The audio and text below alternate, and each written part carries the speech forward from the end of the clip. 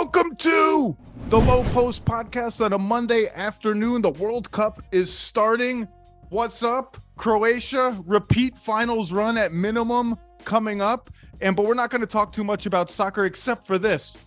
France and all you French fans, don't think I forgot that BS handball that turned the World Cup final in 2018. Penalty kick, France goes up in the locker room, 2-1.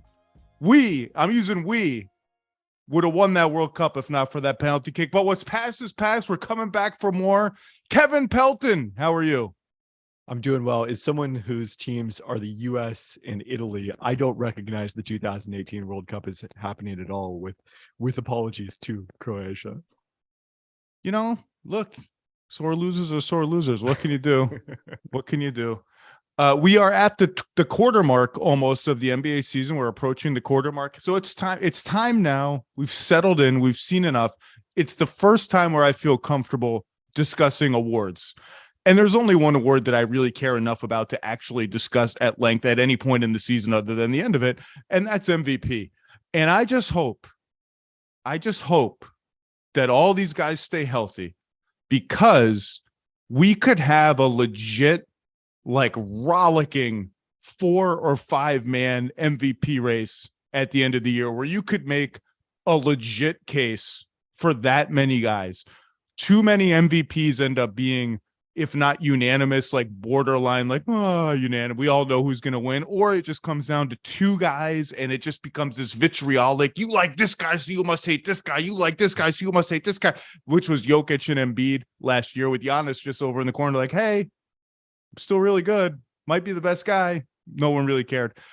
This year we have a whole slew of candidates. Could be really interesting. I feel like every time we hit the halfway point or the quarter mark like this, something bad happens. Multiple guys get injured and it just gets winnowed down to 2 or 1, but let's hope not. So we're going to go 5-1 off of our actual, did you have a vote last year, Kevin? Yeah. So you had an MVP vote last year. I had an MVP vote last year. You fill out 1 to 5. You get 5 slots. You don't get 7. You don't get 9. If your favorite guy is not on the ballot, it's because we hate them. It's just because you only get 5. So we made our fake ballots for the quarter mark. These are non-binding. They don't matter. If you think I'm going to remember who my quarter mark ballot was tomorrow, let alone in April, you are sadly mistaken. I will forget this as soon as this podcast is over. But why not? It's fun. I did my whole Vorps and Schnorps spreadsheet with all the advanced numbers is here and ready to go. And let's just do it. Kevin Pelton, let's go 5-1. Who's number 5 on your fake MVP ballot? Well, I guess, can I first digress by asking you a question? One of the things I was looking at as I was doing this is, how many players would you be surprised if they won MVP? And I think that list has got to be like 6 or 7 this year, which speaks to what you're saying about how wide open this race could be, because there's I think 3 guys who are not on my MVP ballot who I would not be surprised if by the end of the year they were actually the MVP. How many would I not be surprised if they won? Right. Like how many legit candidates are there? I think we're probably, if you're being generous, I think we're probably at 7 to 8 legit candidates, some of whom have waxed and kind of waned already, some of whom are injured right now, including John Morant, and may fade a little bit. But I do think I do think there's a clear top 3, and I wonder if we ended up with the same top 3. But we'll get there. Maybe you disagree. But after that, there's a whole slew of guys, and there's going to be guys that are not on these ballots, fake ballots, that people are going to be like, whoa, that guy's not even in the top 5 for MVP. With that said, go ahead. Number 5. Number 5 for me is Kevin Durant, who, has been in this conversation at this point in last season. I think 2 years ago, he already had injuries by this point, or was sitting out back-to-backs. And then he was one of those players who faded from the conversation, unfortunately, last season because of the injuries he had. But, to keep Brooklyn afloat, I thought kind of I felt like his comments last week about the starting lineup that he was playing with were actually, it was kind of shockingly underplayed in this modern media climate for him to come out and say, like, hey, look at these other guys I'm playing with. What do you expect from us? Like, that was pretty harsh, I felt like. But he's kept Brooklyn afloat. All of a sudden, Ben Simmons is starting to play like what we envisioned Ben Simmons could play like. Don't do Brooklyn. It. Don't get yourself sucked in. Don't do it. I mean, I'm not picking them to win the championship or anything, but like, could they be outside of the play-in? Yeah, that's possible. And if that's the case, and Kevin Durant continues to play at the level he's played at this thus far and stays healthy, then yeah, he probably ends up on the MVP ballot, right? And that's the other thing. We're so early in the season that, with some exceptions at the low end of the standings, I didn't really even pay attention to records. Like people, if it's like Steph, for instance, the Warriors are 8-9, and I can hear people, oh, you can't give the MVP to someone on a losing team. And then you look at the Mavericks after a poo-poo loss to the backup Denver Nuggets last night without Jokic and Murray. They're 9-7. There's like no qualitative difference between teams at that sort of middle squeeze of the standings. So the Nets are 8-9, also sniffing 500. Their announcers were very excited. Oh my God, they could claw their way back to 500 after a win over the Grizzlies without John Morant, Desmond Bane, and Jaren Jackson Jr. last night in Brooklyn. Here are Durant's numbers: 30, 6.6 rebounds, 5.3 assists, 53% shooting, 33% from deep, 59% on twos.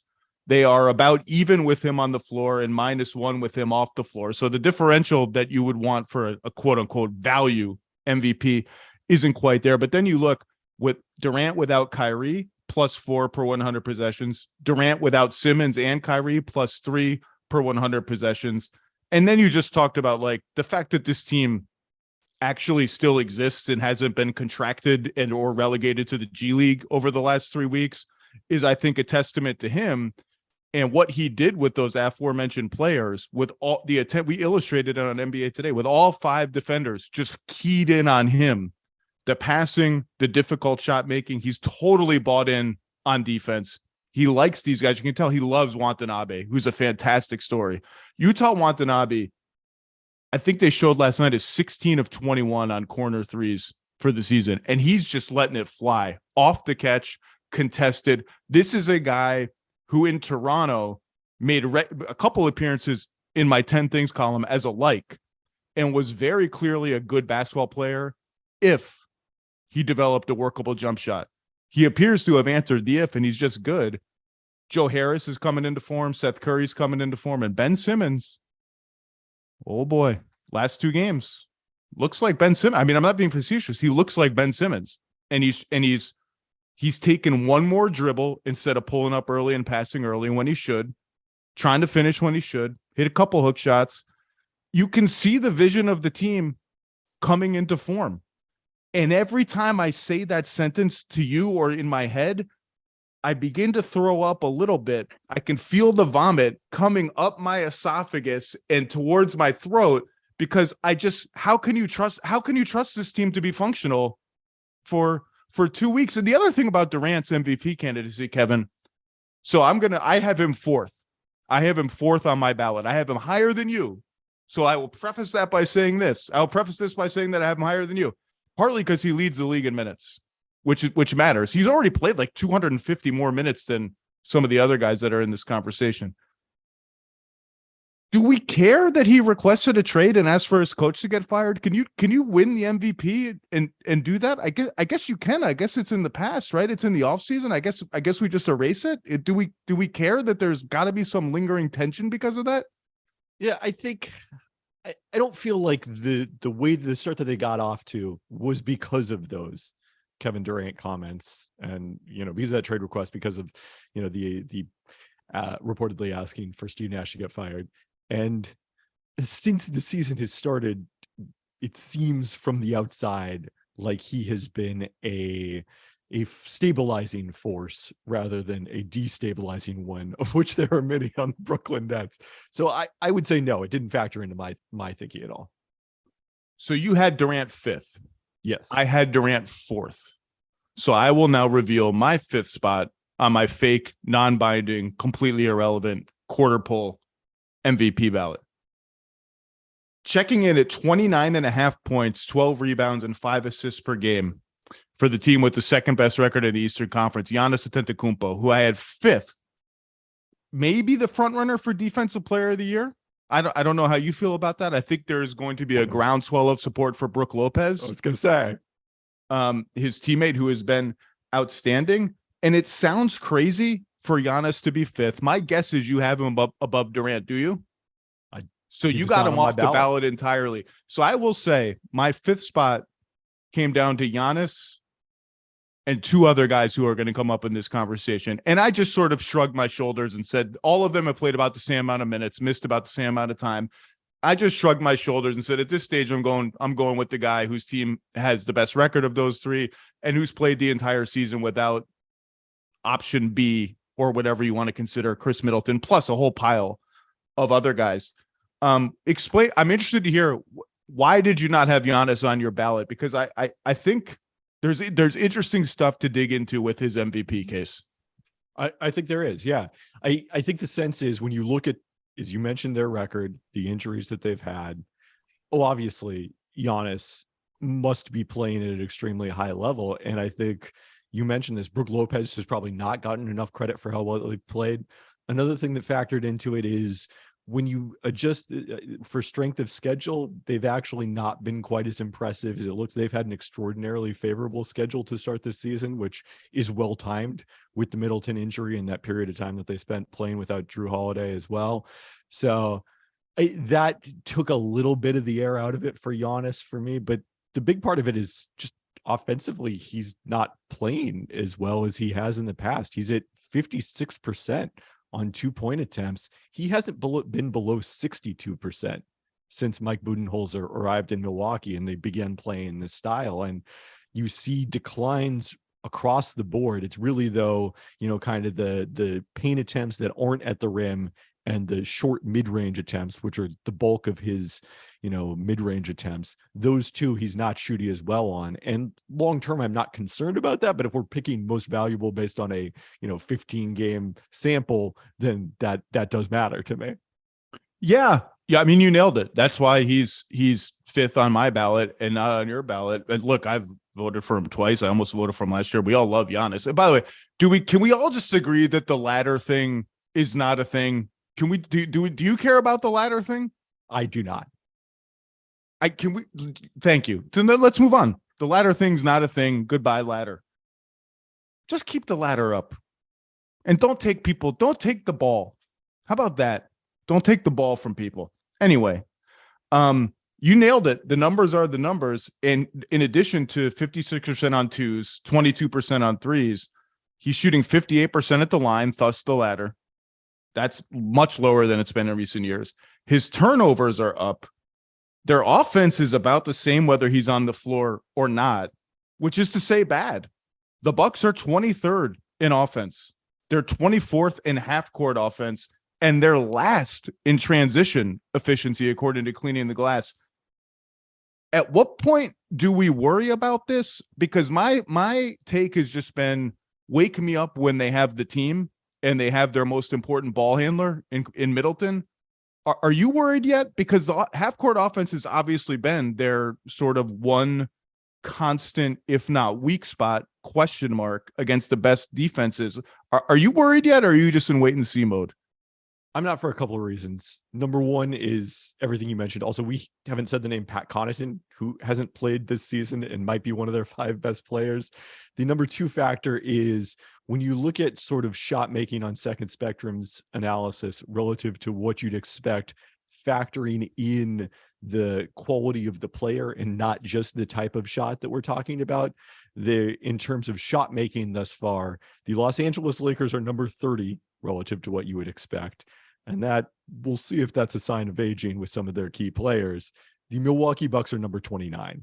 So they haven't necessarily been unlucky because they've also gotten the benefit of some really poor shot making on the other side. They've basically been playing out last year's Boston series where it became a rock fight game after game throughout this NBA season. I think eventually their games are going to get a lot more offensive. Their defense isn't going to look as good and their offense is going to look better.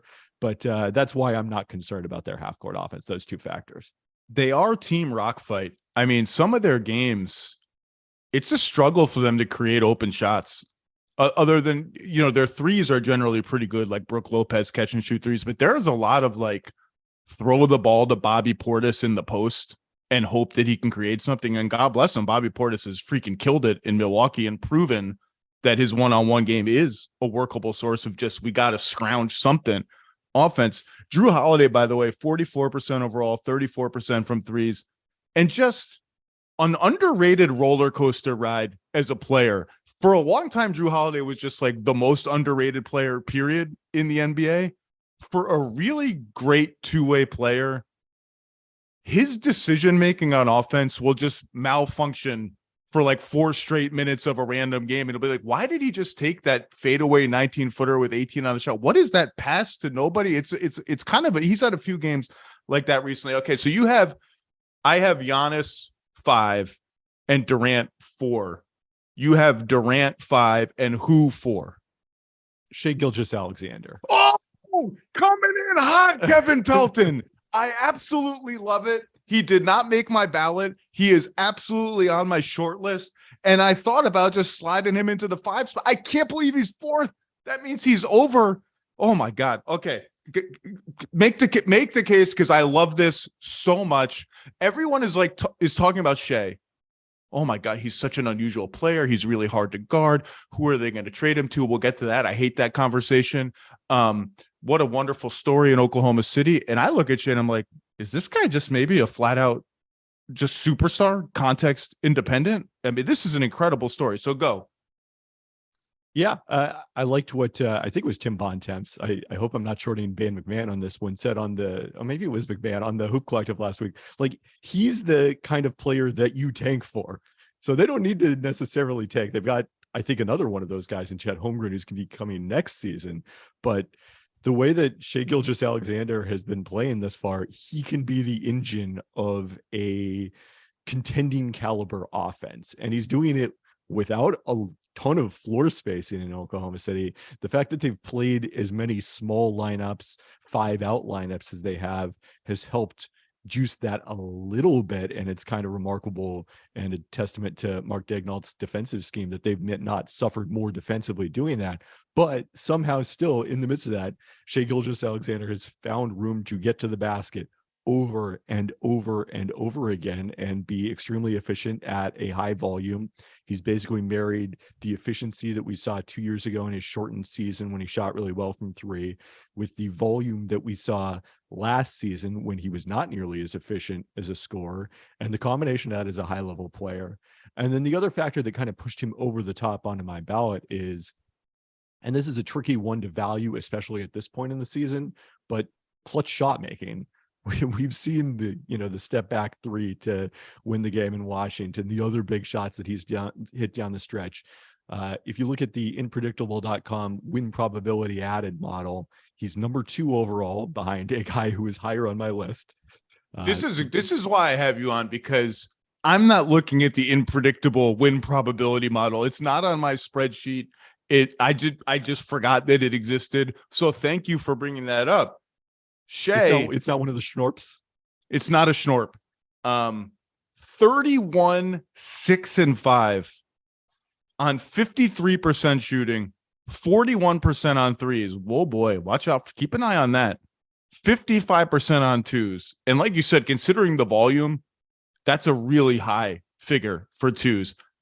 And there is just, I said on TV last week, guarding him is like trying to catch a fish with your bare hands. You just can't find him. You can't figure out what he's doing or where he's going. One side of his body appears to be going slowly and to the right. The other side appears to be accelerating and going left. You're like, what is this person? Is this like the what is the T-1000 from Terminator 2? Like, I don't understand him. And he's just at the rim. It doesn't matter who you put on him, what scheme you play, whether you switch to keep him in front of you, he's going to spin and burrow and jab step and spin again. And he's at the basket. And once you're at the basket, it's like a 60-40 proposition. The shot is going in. With Shai Gilgeous-Alexander on the floor, the Thunder are +2 per 100 possessions with an offensive rating of 113. With him on the bench, they're -7 with an offensive rating of 103, which is basically like the worst team in the league. He's absolutely legit as an MVP candidate.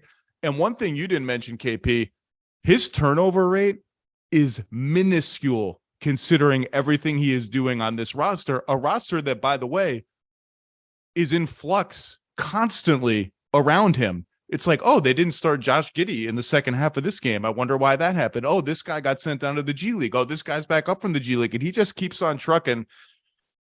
And I said this last week. I want to say it again. We need to stop.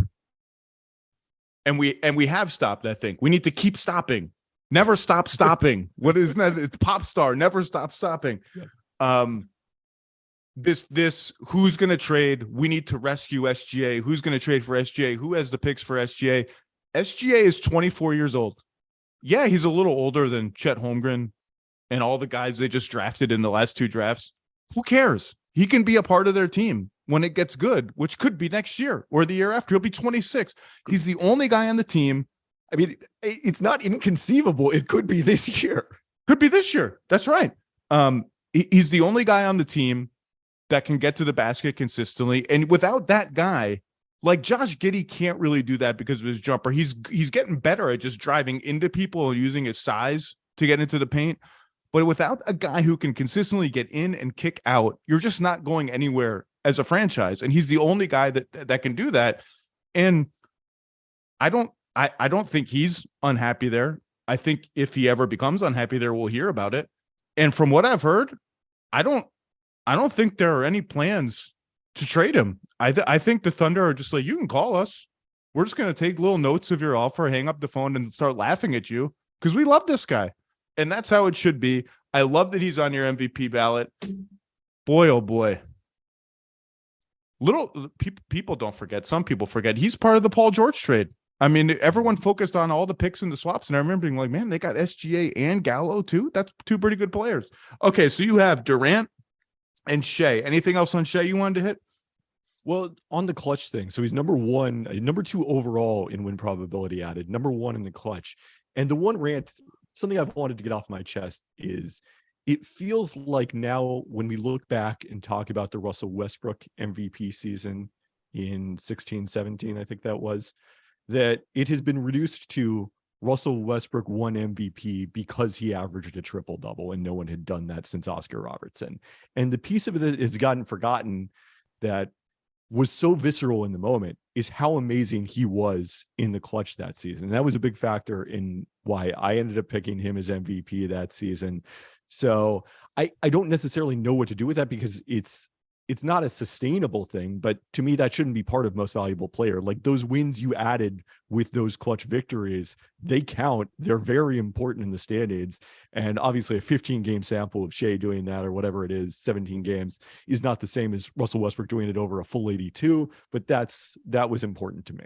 Well, and I know that season, there were some on the fence voters who I think were leaning Westbrook and then leaned all the way after that late season game in Denver when he broke the triple-double record and hit a 3 at the buzzer to win the game, culminating a season in which he hit a lot of big shots, as you say. And there was a lot of voters who said, well, that's it. I mean, that's the guy. Okay, so now we're getting into the top 3 of your ballot, which I suspect, having gotten this far, are not going to be the same as the top 3 on my ballot. But please reveal your third choice. Number 3 for me is Jayson Tatum. He's sort of the most conventional MVP candidate in a lot of ways in terms of the best player on what has been the best team, what seems, given the injuries that they've had and the schedule that they've played relative to Milwaukee, very likely to me to be the best team at the end of the regular season. And look, Tatum has played well enough to belong in this conversation, independent of his team's record. You look at the contributions that he makes at both ends of the court, the improvement that he's continued to make offensively. He is, to me, there's probably maybe a half tier that he's in all by himself in third, above the SGA, KD, Giannis, some other guys tier, and then below my top 2. I think we are going to have the same top 3, actually. Okay. I also had Tatum third. 30, 7.5 rebounds, 4.5 assists. He's the best defender on your ballot, and he's probably the second best defender on my fake ballot behind Giannis. Just an outstanding two-way player. he has amped up his passing, even if the assist numbers don't show it dramatically. That team is just moving it, and everyone is making the right play. There are many fewer what are they doing here possessions than there were in the playoffs last year. They're targeting the weak defenders. They're using guard screens. They're running. They're shooting threes. Sam Hauser hasn't missed. How about Luke Cornett, by the way? Is a lifelong Luke Cornett fan. I'm very excited to see it. It's me and Brad Stevens are atop the fan club, I think. Brad Stevens, by the way, the most on brand of all the cameos in Hustle. Have you seen Hustle? I have, yeah. Brad Stevens sitting there watching Juancho's character, Bo Cruz, play in some draft prospect workout, and then arms folded, turning to I think it's turning to Adam Sandler and saying, he really impacts winning. I was like, that's exactly what Brad Stevens, did he consult on the script? Did he refuse to say anything funnier or more dramatic? That's exactly what he would say. And yes, they filmed that once they already had Juancho on the roster, right? I assume that was the timetable. I don't know, but they do end up having Juancho on the team. The Celtics end up, I shouldn't, spoiler alert, spoiler alert. Hustle is a wonderful movie. What were we talking about? Jayson Tatum. Yeah, he's playing super well on both ends of the floor. They're dominating the minutes. He plays with Jalen. He plays without Jalen. Jalen plays without him. They've just been a dominant team all the way around. He's the best player on a dominant team. If you had him number one, I wouldn't really have had a strong argument with you. He's number 3 on my ballot as well, just because the top 2 guys are doing a little bit more with, so far anyway, significantly less around them. And I suspect we are going to have the top 2 guys. The only suspense is what order are they going to be in? So I had Tatum 3rd. So that makes me Giannis, Durant, Tatum, 5, 4, 3. You are Durant, Shea, Tatum, 5, 4, 3. Give me 2. Well, should we talk about the fact that Nikola Jokic is presumably not? I was going to do that at the end, but we can do it now. So Jokic, I got bad news for the Jokic haters out there. Just got bad news for you. You think Jokic has fallen out of this debate. Clearly for us, he's fallen a little bit back in the debate. Because he's averaging 21 points a game, down from almost 30 or whatever, 27 last year. You're like, okay, he's easing his way into it. Yeah, he's got Murray, Porter, he's deferring. The Nuggets are kind of banged up, and what are they, 10-6 now? 10-6. They're good, but not great. I'll tell you who the advanced stats say should win the MVP. It's either Jokic or one of the 2 guys we're about to name. The Vorps and Schnorps, I might have to just rename it the Jokic spreadsheet, because despite the decline in scoring, he's at the top of all of these advanced stats, or first or second in all these advanced stats, whatever one you want to use. Plus minus this, plus minus that, value over replacement player, box score, plus minus, all the advanced stats love Jokic.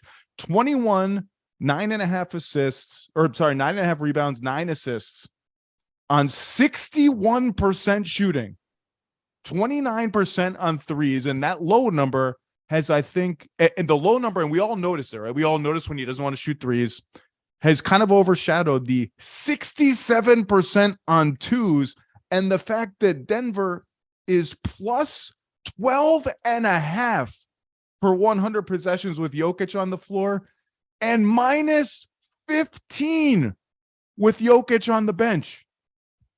I don't even know what to do with that. It's like the on-off numbers on steroids from last year. I don't really even have a good reason to not have him in the top 5, other than the other guys are awesome. He's missed some games. His scoring's down. His defense is what it is. It's in the eye of the beholder. I think it's been a little bit worse this year than it was in the regular season last year. Why don't you have him on? So I don't think his impact on a game-to-game basis has been nearly as strong as it was the last 2 seasons. I was at the game in Portland where he finished with 9 points. I think there was maybe 1 game in the 2 MVP seasons where he didn't reach double figures. And it felt a lot to me like pre-MVP Jokic, where he was still the most skilled, one of the most skilled big men of all time, potentially a dominant force, a guy who definitely translates to winning, but there were nights when it wasn't there. And the conditioning was an element in him, getting to the point where he didn't have those off nights. And then I think he just felt like he needed to be at that level with Jamal Murray and Michael Porter Jr. out of the lineup last season.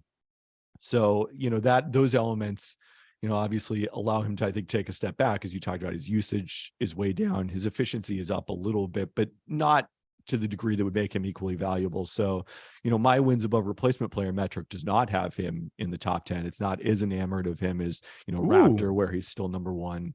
Raptor is the 538 nerd stat, which is a one size fits all number that exists and indicates who's the best player in the league.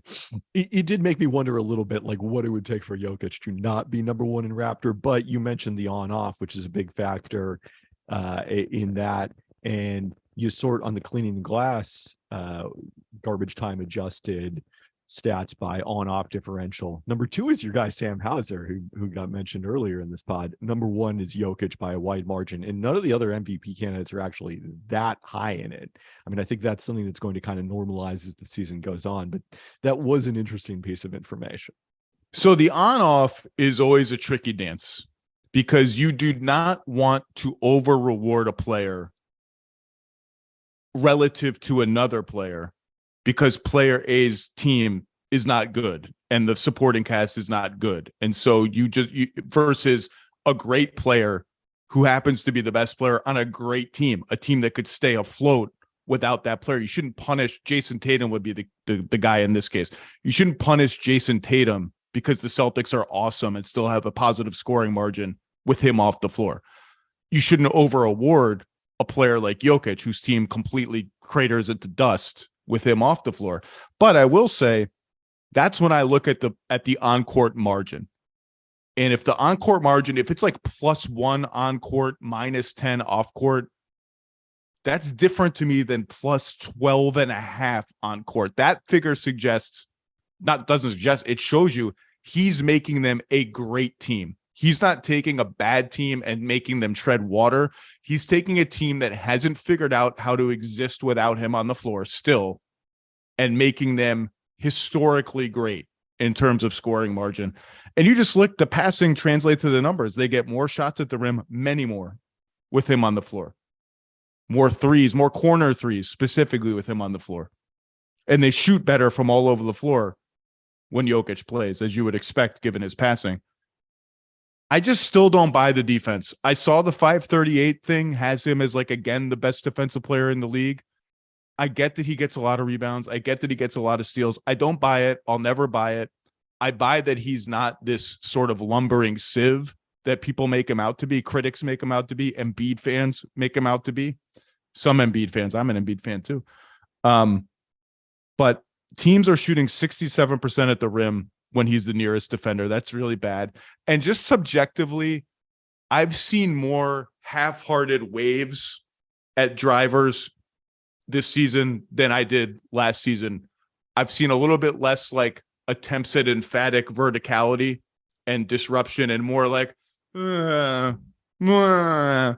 and just letting guys go by him. So I don't buy the defense, but look, I mean, if the Nuggets are a top 2 or 3 team in the West and the on-off splits are like this, he's going to have a good case. Yeah, and I think that's consistent with what I'm saying about his impact hasn't been quite what it was the last 2 MVP seasons. And I think when we talk about voter fatigue, this is the part that gets kind of undersold, is that there's also an element where, look, if you're a player and you just won MVP the last 2 seasons, number one, that means you played a lot of games in minutes. Number two, it means that you've kind of reached those highest peaks individually. I think your goals start to shift. I think there's an element where Jokic is probably saving a little more for the playoffs than he did the last couple of seasons. And that's an element in why he's not as valuable that, sometimes gets attributed to voter fatigue.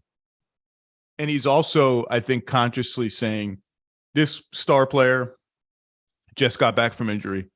That star player just got back from injury. I got to get them going, reintegrate them, rediscover sort of how they get their looks off me and get this machine humming. And I do think at full throttle, that starting 5 works really, really well. The lineup with Bruce Brown, in MPJ's place for defense works really, really well. Bruce Brown has been everything Denver wanted and more. Shooting well from three, running the point with Murray hurt last night and Jokic hurt. They win in Dallas. Rebounding, defending every position. It remains bizarre to me that the Nets made almost no real attempt to bring him back. And I'll tell you, man, I know he's been one of my pet little guys. I just don't understand why Zeke Naji doesn't play more. Like I understand that they're deep and they have Jeff Green and they have DeAndre Jordan, and he kind of splits time between both those positions. And DJ's actually, for all the comedy at DJ's expense, he's been okay for Denver this year. I would really like to say that he's been immobile and mummified and not good. He's been fine. Whenever Zeke Naji gets on the floor, it's like he just switched across four positions, got to stop and made a three. And it's like, okay, I don't know why. I don't really get why he doesn't play more. I like him. I mean, the other thing is you know what DeAndre Jordan is. You know what Jeff Green is. Zeke Naji is still the wild card in that combination. So, yeah, from that standpoint, you would like to see more of him. I'll tell you what I love about Jeff Green. I think he's 36 years old, something like that. He's been in the league forever. Once every 2 games, he is going to uncork some hellacious dunk on like 3 people's heads. And you're going to, if you know and you watch the NBA and you know that this old guy does this, you can see it coming when he gets ahead of steam.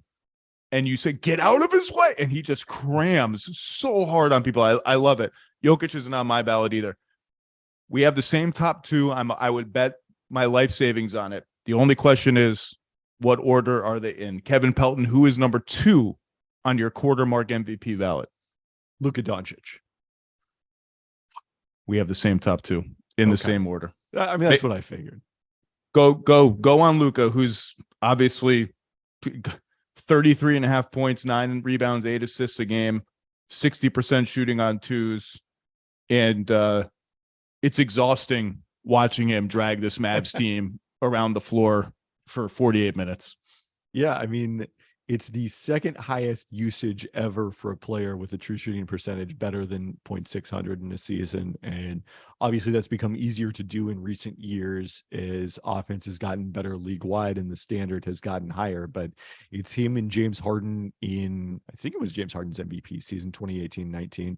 And are the two to do that. Luka's narrowly over that bar right now. I mean, I think the one thing that kind of pushes him down to 2 is kind of the inverse of what I mentioned with SGA. Unfortunately, because of the minutes load and the usage load that he's carrying in the first half, Doncic has not been quite as valuable in the fourth quarter of games. And I think that, that kind of difference, that kind of nitpicking makes a difference when we're talking about 1 and 2 on the MVP ballot. But to me, the top 2 guys him and Steph are in the same tier. In fact, I was watching that Mavs Nuggets game, and the fourth quarter was unfolding, and it was unfolding. Then it was all the way unfolded. And I was like, where's Luka? Why is Luka not in the game? Jason Kidd sat him until there was like 4:30 left in the game. Now, I didn't think it was a dumb decision. The game was nip and tuck. It was a 1-point game, and I think he was just buying him time. But you will seldom see a game in the balance like that and a coach keep his best player by a gazillion miles on the bench for 7.5 minutes of the fourth quarter. The second quarter, he plays the whole first, the whole third. The second quarter rest was about 5.5 minutes. So I kept waiting. Once the 7-minute mark hit, I was like, where's Luka? Where's Luka? The numbers are the numbers. They're +6 per 100 possessions with Luka on the floor, +1 without him. Everybody shoots better off of his passes. I don't really have a good argument for why he shouldn't win it, given that he is the everything for this team. The whole thing orbits around him. They don't really have an offense without him. He's posting up more. He's super efficient doing that. I mean, we've all talked about it. He's a one-man scheme buster. There's just nothing you can do except hope the teammates don't do enough.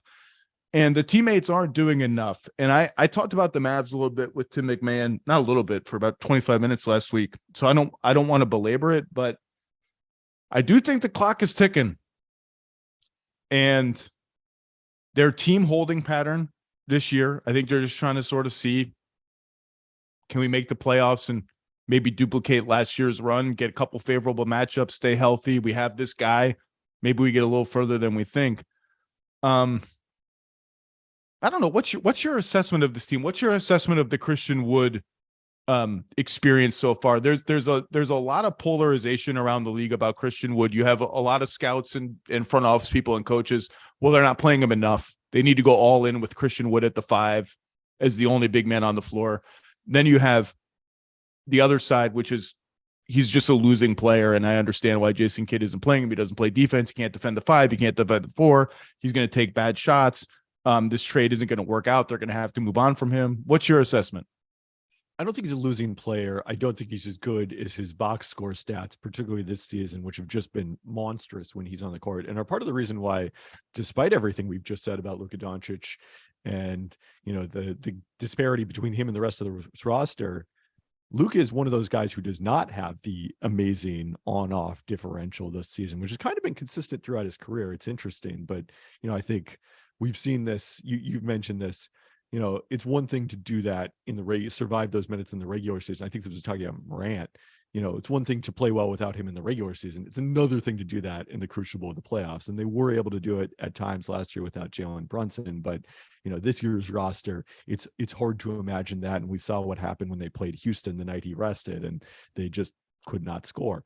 So in that context, like, Christian Wood is the other way for them to generate offense. So especially if it allows you to rest Luka more, I think run as much through Wood as possible. To me, the big question is just, was Jason Kidd not on board with this from the start? Like, because as much as he seemed to be pushing back maybe against Christian Wood and the media and the fans in some of his public comments, the question to me is he also pushing back against the front office that traded a first-round pick, granted partially to dump salaries in that trade, but also to get Christian Wood?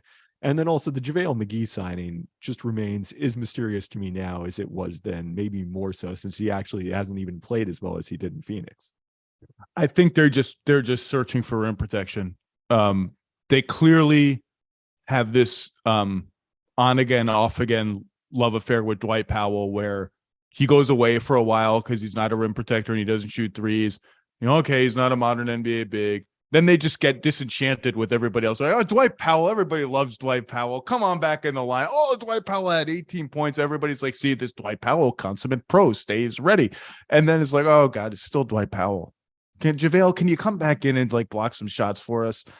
And Kleba's injured now. Kleba Wood, I think, is their best 4-5 combination. If they're going to play 2 bigs, I think that's maybe the only answer really going forward. I said last week with Tim, if they're worried about easing the burden on Luka, they should play Dinwiddie, Luka, and Wood together more. Jason Kidd doesn't want to do that. And frankly, they're minus 23 in 43 minutes with those 3 guys on the floor. So I can't argue that he should do it. And part or all of the reason is defensively, he just doesn't trust it. He doesn't trust Christian Wood at the 5. Christian Wood at the 5 with Luka on the floor has been wildly successful so far this season, according to the numbers. I think I would just do it more, let it fly and see what happens. But I understand the hesitancy, and they're getting nothing from Tim Hardaway, 33% on both 2s and 3s. Bullock and Finney Smith are just, sometimes they'll score 0, sometimes they'll score 10, once in a while they'll score 18 and you'll celebrate. Josh Green making a case for more minutes. Good for Josh Green. He's a good heady player. He's made half his 3s this year, 17 of 32, shooting 78% on 2s. He's very selective. Let's reframe it as a positive. He's very selective. That's how I'm going to describe my shot selection when I played pickup basketball. But good for Josh Green, because it was unfair to him, the Desmond Bane comparisons. Like, he wasn't the only guy drafted at Desmond Bane. Desmond Bane wasn't the only guy drafted after him. It's like, that shouldn't be the litmus test for his entire career. First Sadiq Bey and then Desmond Bane. Amen. But there just isn't enough juice on this team right now. And that's with Dinwiddie and Wood having done their jobs offensively. It's weird that it feels like such a struggle. And then you look up and down the roster at the guys who you think would create offense for them from scratch or on the pick and roll. And it's like, well, they're all kind of doing their jobs. There's just not enough of them, I guess. I don't know. It's a weird team. Let's discuss before we get to number 1. Some of the honorable mentions. John Morant, 28.5 points, 7 assists or 7 rebounds, 6 assists, 46% shooting, just 49% on twos. Sneakily, just 59% at the rim for him. That's not great. 40% on mid-rangers. Defense, I think he's been a little better this year. Obviously, a lot better three-point shooting. And to your earlier point, they're +7 with Morant on the floor, -7 with Morant off the floor. So that whole do they really need John Morant thing? That's gone. That was never, I said all year last year, it's awesome that their record is so good without him. They're not going to be able to score without him in the playoffs. They could not score without him in the playoffs. He was honorable mention for me. Was he in the kind of honorable mention tier for you? Not quite. Tier below that to me. But maybe I may have unfairly punished him for the fact that he happens to be injured right at the moment. So so give me an honorable mention for you. Maybe there were none. Maybe there were. Who were some close honorable mentions for you? Giannis obviously is not on your ballot. Jokic is not on your ballot. So other than them. Yeah, the other guys who were in my next tier we haven't talked about, let's see, Donovan Mitchell was also, to me, even a tier ahead of Giannis. He was like the 7th guy, probably, if Jokic was the 6th guy. Then Devin Booker, I think, has to be discussed given his play. And Joel Embiid was the last guy I had on my inner list. Mitchell, 36 assists, 4 rebounds on 50% shooting, 41% on 3. Killing it with him on the floor, also killing it with him off the floor. Second most crunch time points in the league, behind another guy who's on my honorable mention. That's De'Aaron Fox for Light the Beam. Let's talk about Embiid, who's now going to miss. What a bummer that he's out tomorrow against the Nets in the Simmons Bowl. That's going to be an incredible atmosphere, and Philly's going to have the skeleton crew.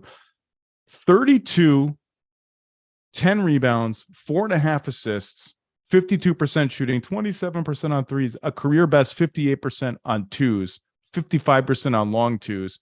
And defensively, after a slow start, when he was out of shape by his own admission, I think, and recovering from some foot issues in the summer, he looks like Joel Embiid again.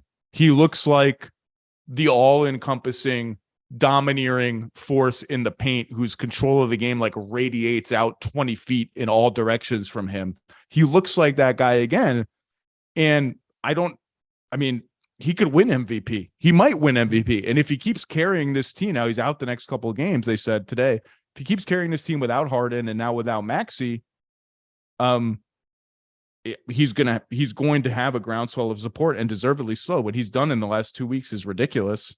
I don't really have a great reason to not have him in the top 3 or top 5. He was in that Giannis, Jokic, Embiid group for me, other than they kind of got off to a slow start. The numbers with him on the floor are not overwhelmingly great. And his turnovers are back up this year, which has been a change from the past. What's your take on Embiid, and also how the Sixers can cope without Harden and Maxey? Yeah, a little bit of a slow start, and that matters now when it makes up, maybe 25% of the games we're talking about. By the time we get to 82 games, it's not going to seem nearly as meaningful. It's interesting because, part of the appeal of having Harden and Maxey, like so many of these guard duos that we've seen around the league form lately, is, even if one of them gets hurt, we have the other. And unfortunately, the Sixers are in the worst case scenario where one of them gets hurt when the other is already hurt, and you have this period where you have to play without either of them. I think they probably have enough shooting to now go to let's just put 4 shooters around Embiid and try to cobble together an offense that way. And Tobias Harris is also someone who can step into a larger role. He's been injured too. I should have mentioned he's out too. They're really we might unleash the cork. We might unleash the Furk pretty soon. To me, the question is and then you really need him. To me, the question is, how are you going to stay afloat offensively with Embiid on the bench and avoid overtaxing him during this stretch? Well, Montrezl Harrell's been working on his free throws and jump shot after the game, so hopefully he's ready to pick up the slack.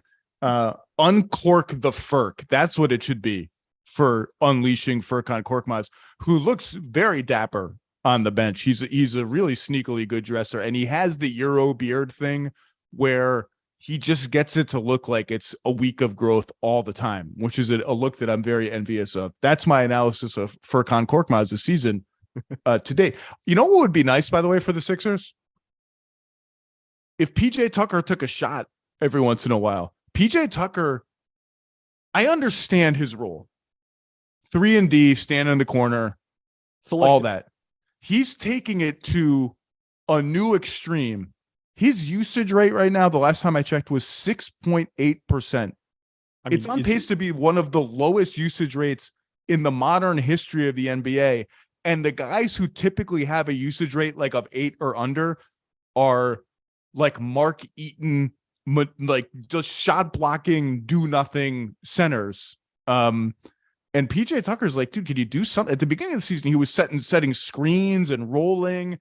You have to do something. You can't do nothing. The show can't be about nothing. You have to do something. 2 years ago, he was at 7%. And I think that was one of the reasons probably Milwaukee was willing to let him go after winning the title with PJ Tucker. And then last year, it bounced all the way up to 12%, which was the highest it had been in 6 seasons. So that's what's kind of interesting. The warning signs that were there for PJ Tucker have returned this year. Just do something. Honorable mention, Paul George. He's not really honorable mention. I just want to mention him. Just mention. We'll just call this category mention. 24, 6 and 4 on pretty good shooting. Clippers. It seems like the Clippers play a bad team. They've played the Pistons and the Spurs, it seems, 13 times this season. They just play bad teams all the time, but they are 11-7. I think they've stayed afloat without Kawhi, and now with Kawhi coming back in limited minutes, largely thanks to Paul George. Paul George on the floor, they're +4 per 100 possessions with an offensive rating of 111. Paul George on the bench, -8, offensive rating of 94. 94, to put that in perspective, is reaching just kick the ball into the stands on every possession and set your defense level of bad on offense. We'll talk about the Clippers another day. It's hard to watch. Tracy Jordan, hard to watch. Clippers are hard to watch right now. Need to get Kawhi back going full blast. And another guy I wanted to mention, feel like we should kind of talk about how Anthony Davis's numbers are kind of what they were when he was with New Orleans, and everyone thought he was the greatest thing since sliced bread, and it was going to be the most important trade in the NBA since Kareem Abdul-Jabbar. Should we talk about that? Is Anthony Davis amazing again? What happened? I mean, he's kept them afloat during the stretch with LeBron James out of the lineup. So, yeah, I mean, it's going to be interesting to see how well that sustains when LeBron comes back. Like, obviously, he's not going to have the same level of touches, but if he can produce like that, it kind of starts to change the conversation a little bit about what's their ceiling this season. Does it? A little bit. 26, 12 rebounds, 2.5 assists. I'd like to see that higher, especially with LeBron out. 55% shooting, 58% on twos. And you look at the numbers, you're like, wow, he must be shooting pretty well on jump shots. No, his jump shot still stinks. He can't make a jump shot from 2 or 3. It's all shots in the restricted area. And he's making enough of them. His defense has been outstanding the entire year. They're +1 total, not 1 per 100 possessions, +1 minuscule point with Anthony Davis on the floor this season, which is amazing because they're 5-10 and they've spent most of the season stinking up the whole greater Los Angeles area. They're -48 with him on the bench. LeBron is a team worst, -61 for the season. Did not make my mention list for MVP, by the way, LeBron James. He still doesn't look like Anthony Davis to me in terms of his quickness and sort of slitheriness with the ball. But the numbers, both traditional and advanced, are identical to what he was doing with New Orleans. I don't know if this is the Anthony Davis vengeance season that I predicted and looked like a fool for predicting, but it's interesting. And to your point, they're 5-10. 5-10. I can't believe we're saying the Lakers are 5-10. It's like they're 5-10. I mean, they were 2-10 a week ago. Their next 4 games are Phoenix. Yeah, it's tough. Spurs twice. Spurs are very quietly, not actually quietly, just no one pays attention to them. Not trying to win a lot of basketball games. People are just sitting out all the time. Why is that guy out? Why is that guy even? Blah, blah, blah. And then the Pacers, which is poetic on a number of reasons, given their trade dalliance. And then they go on the road, and then they come back to the Nuggets and the Celtics. So it gets tough after these games. If they can sweep these games, somehow beat Phoenix, unlikely, but maybe 9 and 10. I do think the conversation about the picks will change course a little bit, and there will be more people, maybe not more people. There will be some pressure from various directions to say, see, we're coming back to life. No one's running away in the West. Like, if we can get Buddy Hield and Miles Turner, maybe we should do it. They still are so far away to me. What's your take? Yeah, I mean, I still haven't changed off the position when we talked last April about them. And that was when I said that the first rule of being in a hole is quit digging, which is why I wouldn't trade the 27 and 29 picks. And that felt to me very prescient the first couple of weeks of the season. Again, if it's changed, it's only a little. Yeah, I wouldn't go crazy if they are 8 and 11 or 9 and 10, considering what their schedule is gonna flip to after that stretch. But you know that there are going to be, I mean, look, I talked about that Chris Haynes piece last week on Bleacher about, LeBron and AD and how they want them to trade the picks for players. Like, doesn't take a rocket scientist to figure out where that is coming from. So that means both of us picked as our most valuable player Wardell Stephen Curry, 2-time MVP, 1-time Finals MVP, 32 points, 7 rebounds, having his best defensive season of his career, I think. 7 assists on, and these are real numbers, I promise, 53% shooting, 45% on threes, 64% on twos. They are +8 per 100 possessions with Steph on the floor and -17 with Steph off the floor. I got to say, KP, at the end, this was a pretty easy call for me. Steph Curry has been the most valuable player in the NBA so far.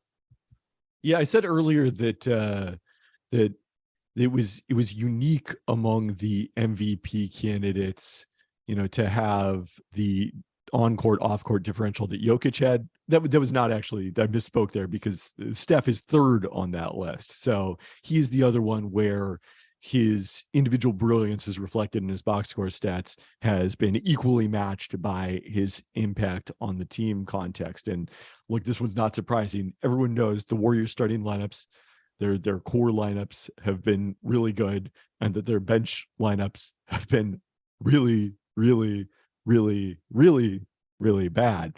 And Steph isn't necessarily the reason for that defensively, the primary reason for it, but offensively, he is such a huge part of it.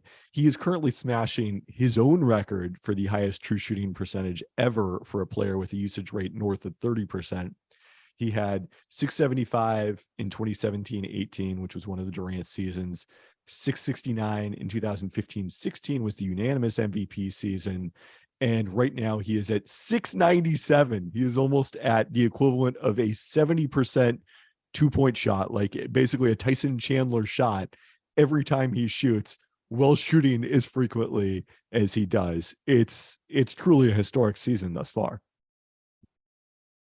He leads a bunch of advanced stats, having overtaken Luka and Jokic, and it's just incredible to watch. It's a joy, and almost more than any other player in the league, more than any other player in the league, the game entirely changes the second he steps on the floor. And I don't mean that he comes in and makes an impact like Jose Alvarado changed the game off the bench. I mean the style, the geometry, the look, the feel, the entire structure of basketball changes for the Warriors when he is on the floor, changes as a result for the defense, who suddenly is just looking around in a panic and chasing 5 guys are chasing him at all times. It's just remarkable what he's doing. He had that one play against the Knicks on Friday JJ Redick telestrated it after the commercial break, where he flipped a one-handed lefty underhand pass out to Draymond, and literally as he was throwing the pass, put his head down and started running toward the corner. As the ball's not out of his hands, he's already looking toward the corner and running there. And because there was a screener there somewhere, throws it to Draymond, gets the ball back, hits a three. The Knicks just had no idea. It shows you just how unusual he is, that he's been doing that for more than a decade. And teams are still like, oh, God, nobody followed him. Oh, no. Oh, and then the shriek of terror from their bench when they realize who they've left open. An absolutely miraculous season so far for him. And like I said early, they're 8-9. I really don't care at this point. The fact that they're +8 with Steph on the floor, that to me matters more than their record. They're an elite team with him on the floor, and they're starting to find their rhythm a little bit. I think we'll see. I mean, it's not like beating Houston on the road is a great accomplishment. The Rockets stink. But maybe they're finding the rhythm a little bit. Steve Kerr is staggering 1 and 2 starters with the bench now. I think that will help. It would help. Klay Thompson obviously caught fire last night. That would help. If the impatience with Klay, I've already told you, it drives me crazy. Like, Klay's going to be fine. Shooting wise, he's going to be fine. Defensively, I don't think we'll ever see peak Klay again, but shooting wise, he's going to be fine. I mean, I do think it was fair, the conversation that they had with him. I think this was before the New York game, coming off the loss in Phoenix, of, you need to trust the offense and make the extra pass when you only have an okay shot as well, because that was kind of the frustrating thing to me is, yes, you need shots to get through this, but you don't need every shot necessarily. Well, Richard Jefferson called it during that Knicks game. There were 2 or 3 passes that he made coming off screens where he would have shot it. And instead, he dumped the ball. 2 guys chase him because he's coming off the screen as Klay Thompson. Dumped the ball to the screener. And lo and behold, the ball works its way all the way around the horn to get a better shot for him sometimes. And those passes, and RJ flagged him right away. I was watching in the car on the way back from the airport late at night. I was like, ooh, that's the pass I want to see. And RJ flagged him right away on the broadcast. Steph Curry, unbelievable season. Let's spend 10 minutes talking about a feel-good story that is close to your heart, Kevin Pelton. A team that I have not talked about much on the podcast or in the column yet. I've talked about a little bit in the column. The 9-6 going into tonight, supposedly tanking, but maybe not. Indiana Pacers, a team that you used to work for, a team that traded Domantas Sabonis for Tyrese Halliburton and Buddy Hield last trade deadline in a controversial deal from the Kings' perspective, at least. We'll talk about that too. The Pacers are 9-6. They are 7th in offense. 7th. There are 30 NBA teams. Only 6 of them are better at scoring points so far than the Indiana Pacers, who have played an Angel Food Cake schedule, but still. 21st in defense, about right. They're young, they're bad, they foul a lot. That's going to happen. In Tyrese Halliburton and Benedict Mathurin, they have a legit foundational backcourt. Miles Turner is still on the team, somehow, still on the team. Chris Duarte hasn't played in a while because he's hurt. Are they maybe good, Kevin? I don't know if they're good, but certainly they are not tank-worthy bad. Like, if you didn't know what we knew about the Indiana Pacers, or at least thought about the Indiana Pacers coming into the season, you wouldn't be talking about them in tanking terms at all. You would be thinking of them, like the Wizards, a team that we sort of just expect to stay in the mix for the play-in all season. I guess that's how I would describe this team at this point of the season, because, there are some fluky in terms of their own shooting numbers, but defensively, their competence has been more surprising to me, given what they played like after the trade deadline. And there, the numbers are not particularly fluky at all. They look kind of legit. Yeah, I mean, I hope you can be legit 21st in defense when. But I mean, last season after the trade, when Halliburton was on the court last season, after they got him at the deadline, they were in the 87th percentile offensively, according to Cleaning the Glasses stats, and in the 4th percentile defensively. They were so bad defensively the last 2 months with Miles Turner out of the lineup. I was going to say, it turns out Miles Turner helps. Yes. 18 points, 9 boards, 3 blocks a game for Miles Turner, 55% shooting. 40% on threes, holding opponents to 52% shooting at the rim, and nobody contests more shots at the rim than Miles Turner. In fact, for the second straight season, at least, maybe more, Indiana's defense is built to essentially funnel people toward the rim, allow a lot of shots at the rim, and assume that Miles Turner can put out enough fires to make that scheme, if not workable, then survivable. And so here's my question to you, Kevin. Miles Turner has bizarrely almost advocated for his own trading on Adrian Wojnarowski's podcast, a remark that drew some reaction around the league. And then has kind of said, oh, I could stay here. Like, I'm cool staying here. He's 26 years old. He clearly, I think he had ambitions once of being a higher usage player. That's not in the cards for him in Indiana. I don't believe it's in the cards for him really anywhere. And he knows now I can get 18 and 10, almost 20 and 10 doing what I do. Pick and pop, play defense, blah, blah, blah. The Pacers are $17 million below the floor, not the cap, the floor. I'm giving it over under 12 and a half days before we hear rumblings that the Pacers and Miles Turner are at least opening the door for contract extension talks. Why would you not do that? Why do they have to trade him? I get that he's expiring. He's 26, so he's older than some of their players. What is the rush to trade him? You beat me to this question first off, because I was assuming I was going to pose this question at some point in our conversation. I mean, I think it's a really interesting idea if you could give him their cap space in a renegotiate an extension situation and therefore pay him a declining salary in future years that is less than you would have to pay him as an unrestricted free agent this summer to retain him, because you're with the Westbrook trade not necessarily looking like the same kind of, I mean, we'll see what happens there. But if that doesn't happen, suddenly you're not maybe going to have a great use of that cap space other than to buy down what you're going to pay Miles Turner in future years, which is a win for him as well, because he gets that money now instead of the time value of money down the road. So I think if you are making the case, though, to trade Miles Turner, number one, it's that you're selling high. He's shooting 40% from three right now. That would be the best of his career. He's been in the 33, 34 range the last couple of seasons. He's also healthy. Like, we shouldn't totally take that for granted. That was part of the reason he wasn't traded at last year's trade deadline, was the uncertainty about a foot injury for a 7-footer, which the track record of those is not super great. It's a little scary. Yeah. So that would be the case for making the move now. And he is, even though he's not massively older, like, he's young enough to retain him and just keep him with this Halliburton Mathurin group.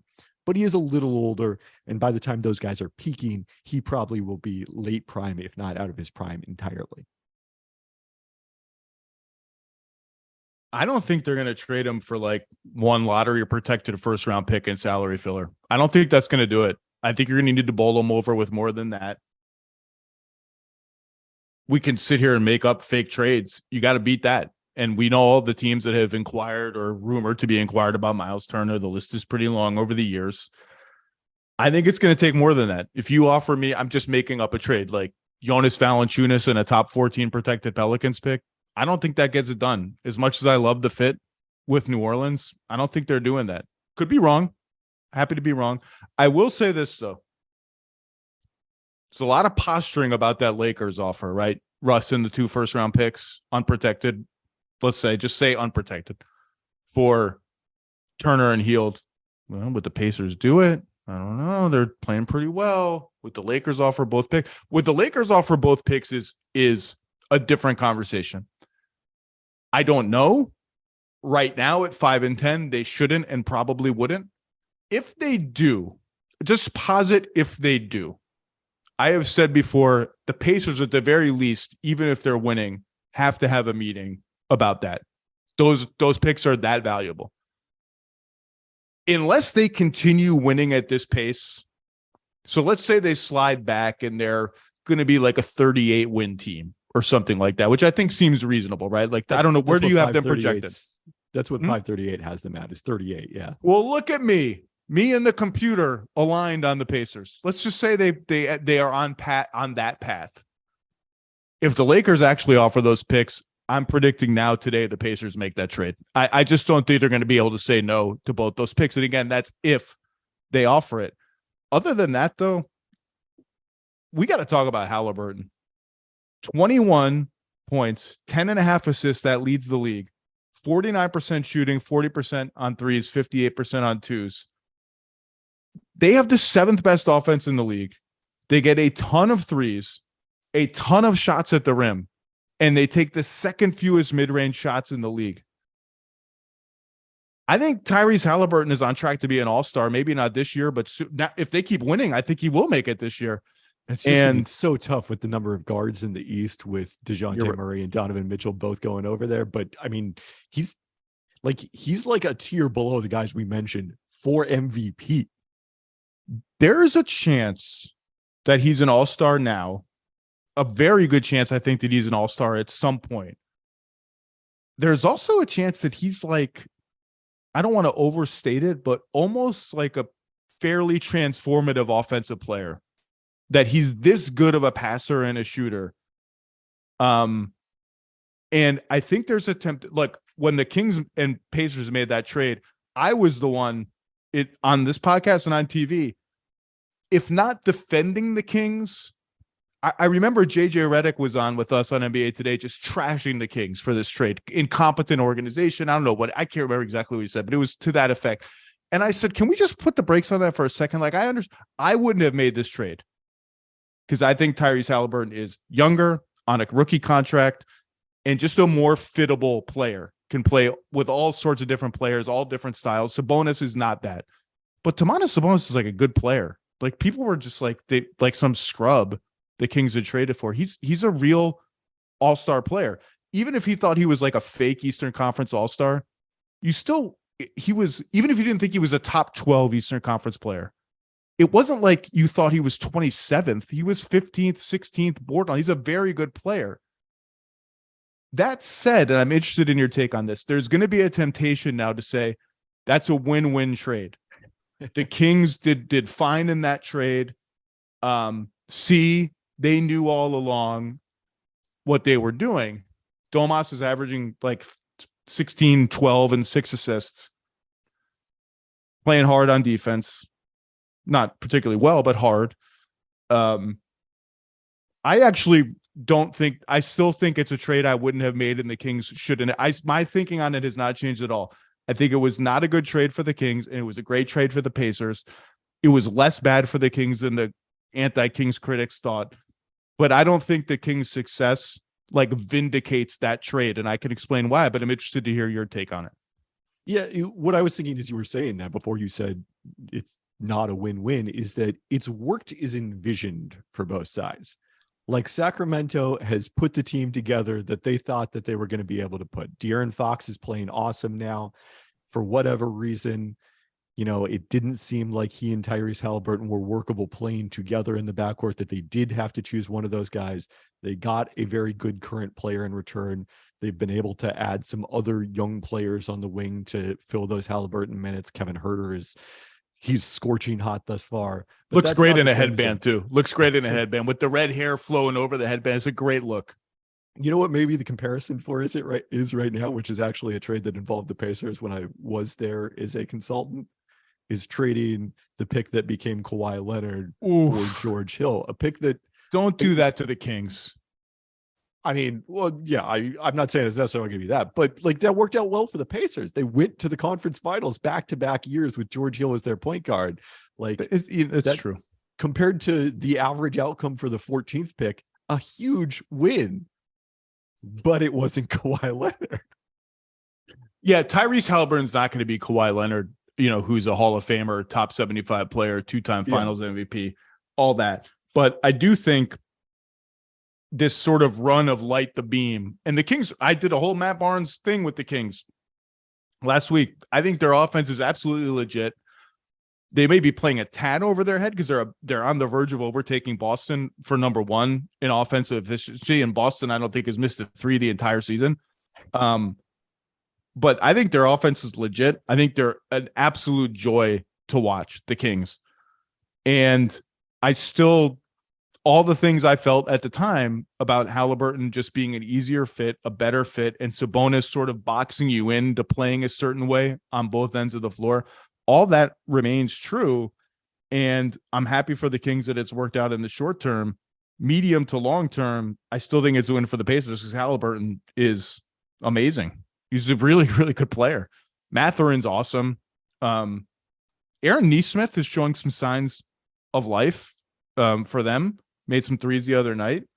They have some interesting pieces there. The issue is, compared to the other rebuilding teams, now they have Halliburton, right? That's something that some of these other teams don't have a player quite as proven as Halliburton. Certainly the Spurs don't quite, although Devin Vassell and Keldon Johnson have both made leaps. I think the Rockets hope that Jalen Green maybe has a higher upside than Halliburton. I think it's reasonable for them to hope that. I'm not sure that it's going to play out that way. So the Pacers have Halliburton. They only have 2 future first-round picks from other teams. They have Boston's pick in this coming draft, which is going to be poo-poo. And they have the Cavs pick, which is lottery protected. And if they don't get it this year, it becomes 2 second-round picks. So they really need the Cavs to make the playoffs and give them that pick. And that's the reason why kind of everyone thought, well, they're probably going to find a way to tank this year and make their pick, Indiana's pick, super valuable. Maybe the ship has sailed on that. I mean, I think it's going to be hard for them to get into that, top 3 or 4 at this point. If they do end up trading Turner, and Buddy Hield is also playing well. He's someone who seems more certain to be traded given his contract situation and the fact that their last 2 first-round picks are wings. So you take those 2 guys out of the equation, I think that does probably get them, maybe in the 8 or 9 range going into the lottery. And then you're high enough that you can reasonably hope to move up if that's the way this ends up playing out. I believe Memphis moved up from 8 to 2 in the Morant lottery. The other guy we should talk about, who nobody is talking about, is Andrew Nembhard, who has been starting at shooting guard for them as a rookie. I think the early 2nd round pick, while Chris Duarte has been out of the lineup. He's starting ahead of Benedict Mathurin, which is kind of amusing given, Mathurin is right in the mix for rookie of the year, but he's 6th man of the year. Yeah. He's giving them some secondary ball handling alongside Halliburton. He's hitting 41% from 3, which is wild because he hit 38% last year at Gonzaga. That was his career high. He was a 34% career shooter from the college line. So he's one of those guys who's probably going to regress in terms of his shooting. But for him to be giving them quality minutes this early in his career, another huge win for the Pacers. I can tell you this, the coaches love that kid. They love him. He's a very clever player. He's the best perimeter defender in their starting 5, probably by a lot. Was guarding Franz Wagner the other night against the Magic.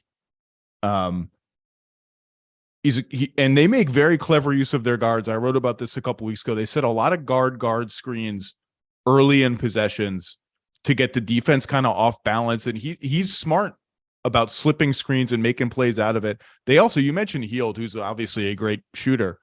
They use Hield in really smart ways too. They run a lot of staggered screening actions with Halliburton and then Hield and Turner setting screens consecutively, either in that sort of Spain pick and roll alignment or just traditional staggered screens. That's just a lot of shooting, like running around the floor in unpredictable directions with a great passer orchestrating it all. If people haven't watched the Pacers, they are a blast to watch. They're 5th in pace. They play fast. They shoot a lot of threes, and Halliburton is just a really clever player. Rick Carlisle has them playing like a pretty pleasing, unselfish style.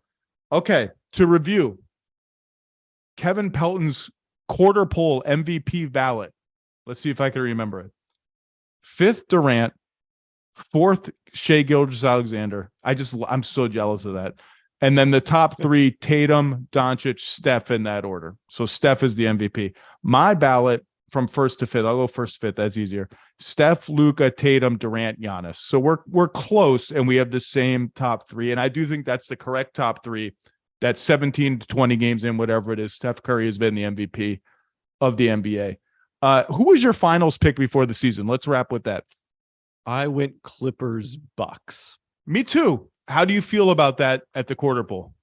It was interesting because we had a conversation about this back in LA in September when we were there for meetings. And I told you that I was leaning towards picking the Celtics over the Bucks at that point. And then everything that happened, starting with the Robert Williams surgery, and then the Ime Udoka suspension happened, and that was enough uncertainty to push me over from Boston to Milwaukee. I would say the way that the Celtics have navigated that so far makes me lean slightly Celtics over Milwaukee again, but those two teams to me, are dominant in the East in the way that no group of teams probably is. You'd have to get to like 4 or 5 teams in the West. Yeah, I kind of feel the same way. I feel I picked the Bucks to win the championship, and I feel fine with that, given that Chris Middleton hasn't played yet, Connaughton hasn't played yet, other guys have missed time. I do think they are trying to make trades to upgrade their team. I've mentioned Crowder. I mentioned Crowder months ago as a target for them. We'll see if the Jay Crowder sweepstakes, which is just the greatest, the most ridiculous sweepstakes in the history of NBA sweepstakes. We'll see how that ends up. But Boston has absolutely announced itself as, if you were worried about us, don't worry. Tatum, Brown, we got this. Our bench is better than you thought. Hauser's real. Grant Williams has made a leap. Cornette's given him minutes. Brogdon has been in and out of the lineup, but has been outstanding. Derek White shooting 46% on threes. Okay. Like, if he can he's not going to shoot 46%, but if he can make and take enough, that changes their team. We saw what happened to him in the finals when even before that in the playoffs, where his confidence waxed and waned. They look awesome. And Ramona said this last week, Malika said this last week. Boy, I hope we get to see them play in the playoff. Don't say it, because every time we get all hyped up for like, oh, can't wait for Suns Warriors. Oh, can't wait for Spurs Warriors. Can't wait for this. Somebody gets injured and something bad happens. And you know what? All these other teams are going to have something to say about it. So yes, they have been head and shoulder. They've been torso and head and torso, head and knees above everybody else in the East. But just don't count your chickens before they hatch. That's all. But I feel fine about the Bucks. The Clippers are just like a human shrug emoji. I've seen this movie already 3 times. Oh, well, they're going to have any continuity? What, they're still trying to figure out their identity. They got to integrate this guy. They got to figure out their style. Okay, I've seen it before. They just need their team. And after that, I'll feel okay about it, but I don't feel great right now. Yeah, I'm in the same position. The Norman Powell struggles in particular, I think, are kind of concerning, because I think people were penciling him in as that third best guy next to the PG Kawhi duo. Starting to play a little better in the last 10 days. So I'm hoping that is a harbinger. John Wall has given them, I think, everything they could have hoped for off the bench. Kevin Pelton, what do you got coming out? What's coming out this week? Anything? Well, we'll see when it comes out, but the plan is at some point to write about the team we touched on briefly here, the Sacramento Kings. All right. Light the beam. Kevin Pelton just does awesome work for us across many mediums. Thank you for your time and your MVP ballot. And I'm jealous of the Shea number 4 ballot spot. Thank you, sir. Thanks for having me.